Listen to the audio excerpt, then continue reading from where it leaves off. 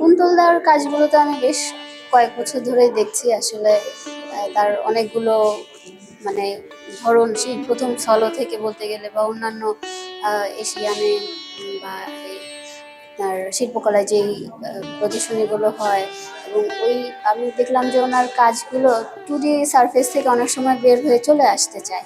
মানে তার কাজের মধ্যে আমি এই প্রবণতাটা দেখি যে তার ক্যানভাস তো ডেফিনেটলি একটা অ্যাবস্ট্রাকশনে আছে, কিন্তু ওই যে 2D সারফেসের থেকে বের হয়ে যে একটা সাবজেক্ট চলে আসে রিলিফ পাবে, এইটা কন্ট্রোলদার কাজে খুব ভালো লাগে আমার। খুব সুন্দর একটা সারফেস, এবং গ্যালারির সাথে আমার বিশেষ করে এইগুলো খুব ভালো লাগছে যে ব্যাকগ্রাউন্ডের সাথে তার কাজটা একদম সম্পূরক, মনে হয় যেন এটার স্পেসটার জন্য খুব পারফেক্ট একটা শো এইখানে।